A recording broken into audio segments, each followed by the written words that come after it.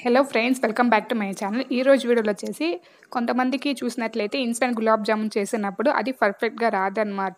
ఎలా అంటే నూనెలో వేసినప్పుడు అది పగిలిపోతూ ఉంటుంది. అంటే పైన క్రాక్ లాగా వస్తూ ఉంటుంది. దాని తర్వాత సిరప్‌లో వేసినట్లయితే పాకం అనేది గులాబ్ జామున్ సరిగ్గా పీల్చుకోదనమాట. సో, అలాంటి వాళ్ళ కోసం ఈ వీడియోలో చాలా యూజ్‌ఫుల్ టిప్ చెప్పి ఉన్నాను. సో, ఈ వీడియోని స్కిప్ చేయకుండా పూర్తిగా చూడండి. అయితే ఇప్పుడు రండి ఇన్స్టంట్ గులాబ్ జామున్‌ని ఎలా ప్రిపేర్ చేసుకోవాలో చూద్దాం. సో, ఈరోజు వీడియోలో వచ్చేసి నేను ఆశీర్వాద్ ఇన్‌స్టంట్ గులాబ్ జామున్ మిక్స్ తోటి గులాబ్ జామున్ అయితే చేస్తున్నాను. ఇంతకుముందు వచ్చేసి నేను MTR instant gulab jamun mix తోటి గులాబ్ జామున్ చేసున్నాను. ఆ వీడియో ఎవరికైనా యూజ్‌ఫుల్‌గా ఉన్నట్లయితే నేను డిస్క్రిప్షన్ లింక్ ఇస్తాను. వెళ్ళి ఒకసారి చెక్ చేయండి. ఇక్కడొచ్చేసి మనకి ప్యాకెట్ వెనకాల ఇచ్చి ఉంటారనమాట.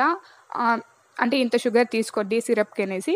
అదొచ్చేసి మనకి ఒక్కొక్కసారి సరిపోకపోవచ్చు. అందుకోసం మనం గులాబ్ జామున్ పౌడర్ అంటే ఎంత ఉంటుందో దానికి సరిపడంత షుగర్‌ని తీసుకోవాలి. సో, అందుకోసం మనం ఇన్‌స్టంట్ గులాబ్ జామున్ మిక్స్‌ని డైరెక్ట్‌గా వేసుకోకుండా ఈ విధంగా కొలతలతో తీసుకున్నట్లయితే మనకి షుగర్ సిరప్ అనేది కరెక్ట్‌గా సరిపోతుంది. ఇన్‌స్టంట్ గులాబ్ జామున్ మిక్స్‌ని కలుపుకునేటప్పుడు ఎప్పుడు కూడా సరే ఒకేసారి వాటర్‌ని వేసి పిండిని అయితే కలుపుకోకండి.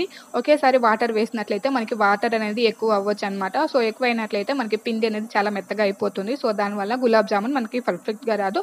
సో, అందుకోసం ఇక్కడ కొంచెం కొంచెం వాటర్ వీడియోలో చూపించిన విధంగా కొంచెం కొంచెం వాటర్ వేసుకొని ఇన్‌స్టంట్ గులాబ్ జామున్ మిక్స్‌ని అయితే కలుపుకోండి. సో, ఇక్కడొచ్చేసి మీరు వాటర్‌తో అయినా పిండిని కలుపుకోవచ్చు, లేదా పాలతో అయినా పిండిని కలుపుకోవచ్చు. సో, అదొచ్చేసి మనం ఇష్టం అనమాట. పిండిని కలుపుకున్న వెంటనే ఎప్పుడు కూడా గులాబ్ జామున్లు చేయకండి. సో, వెంటనే చేసినట్లయితే అది మనకి గట్టిగా అవుతుందనమాట. గట్టిగా అవ్వడం వలన షుగర్ సిరప్ అనేది సరిగ్గా పీల్చుకోదు.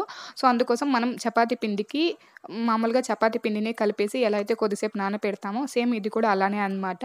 పిండిని కలిపేసి కొద్దిసేపు నాననివ్వాలి. అప్పుడు మనకి జామున్ అనేది చాలా సాఫ్ట్‌గా వస్తాయి. పిండిని కొద్దిసేపు నానబెట్టుకున్న తర్వాత మీరు ఎంత పెద్ద సైజులోకి జామున్ ఇష్టపడతారో దానికి సరిపడంత సైజులోకి పిండిని తీసుకోండి. పిండిని తీసుకున్న తర్వాత చేతికి ఆయిల్ అప్లై చేసుకోండి.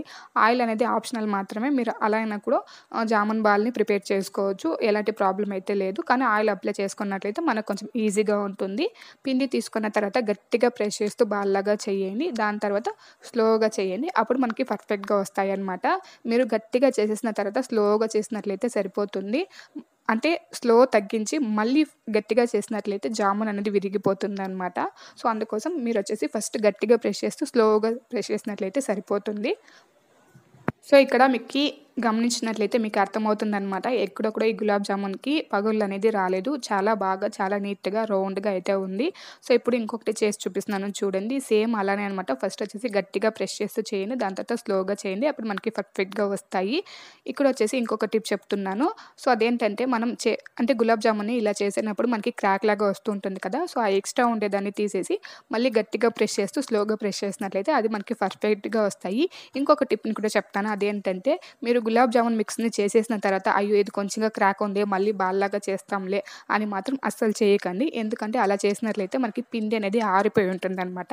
సో, దానివల్ల ఏంటంటే గులాబ్ జామున్ మళ్ళీ అంటే బాల్లాగా చేసినట్లయితే నూనెలో వేసినప్పుడు అవి క్రాక్ లాగా వచ్చేస్తూ ఉంటుంది. సో, అందుకోసం మళ్ళీ అయితే చెయ్యకండి. ఇక్కడొచ్చేసి మొత్తం ఇన్‌స్టంట్ గులాబ్ జామున్ అన్నీ కూడా రెడీ అయిపోయింది. సో, ఇప్పుడొచ్చేసి నూనెలో వేసి దీన్ని డీప్ ఫ్రై చేసుకోవడమే.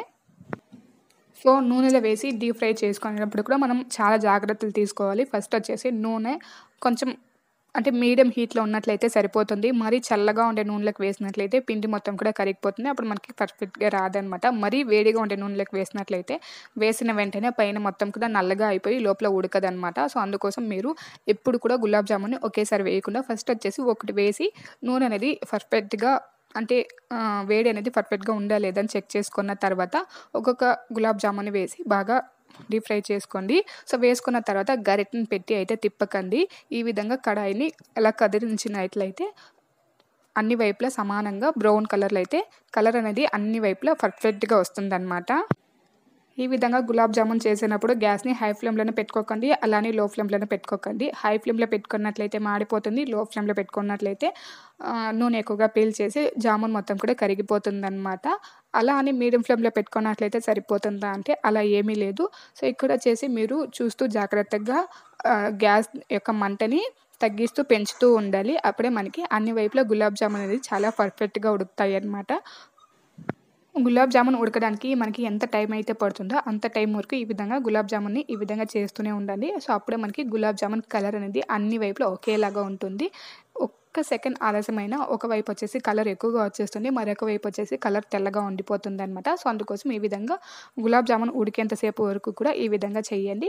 కానీ వెంటనే అయితే గరిటె పెట్టకండి. పూర్తిగా ఉడికిన తర్వాత తీసినప్పుడు మాత్రమే గరిటెతోటి తీసుకోండి. అంతసేపు వరకు ఈ విధంగా చేస్తూనే ఉండండి. అప్పుడు మనకి గులాబ్ జామున్ కలర్ చూడడానికి చాలా సూపర్‌గా ఉంటుందనమాట.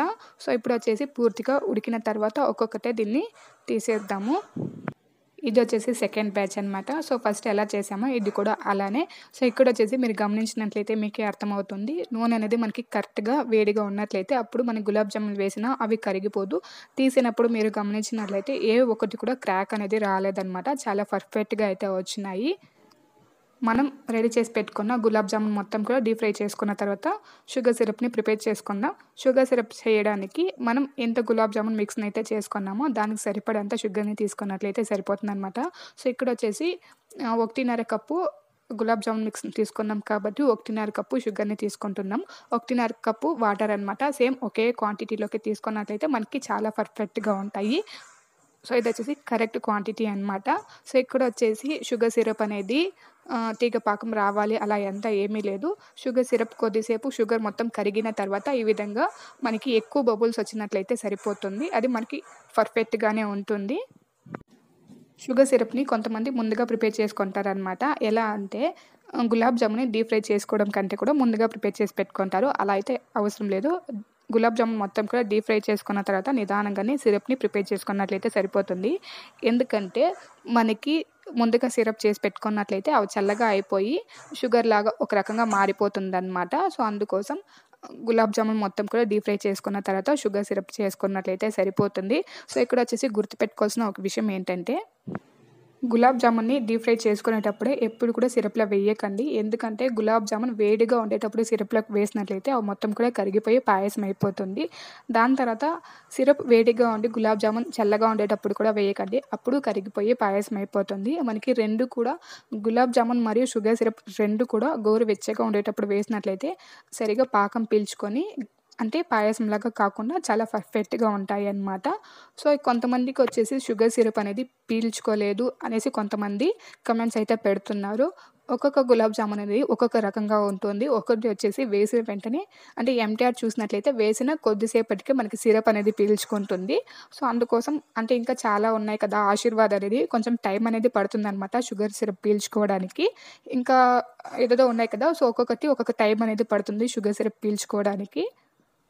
ఆశీర్వాద్ ఇన్‌స్టంట్ గులాబ్ జామున్ షుగర్ సిరప్‌ని పీల్చుకోవడానికి మనకి 2 అవర్స్ నుంచి 3 అవర్స్ వరకు టైం అయితే పడుతుంది. అదే ఎంటీఆర్ ఇన్‌స్టంట్ గులాబ్ జామున్ చూసినట్లయితే హాఫ్ అన్ అవర్ లోపలనే షుగర్ సిరప్‌ని పీల్చుకుంటుందనమాట. సో, ఇదొచ్చేసి అంటే షుగర్ పీల్చుకోవడం అనేది ఇన్‌స్టంట్ గులాబ్ జామున్ మిక్స్ పైన ఆధారపడి ఉంటుంది. సో, గులాబ్ జామున్ షుగర్ సిరప్‌ని పీల్చుకున్న తర్వాత నా గులాబ్ జామున్ అయితే ఈ విధంగా ఉంది. సో, ఈ వీడియో కనుక నచ్చినట్లయితే షేర్ చేయాల్సిన అవసరం అయితే లేదు. సబ్స్క్రైబ్ చేయాల్సిన అవసరం అయితే అంతకన్నా లేదనమాట. ఒక లైక్ అయినా, డిస్‌లైక్ అయినా ఇవ్వండి చాలు. Thanks for watching.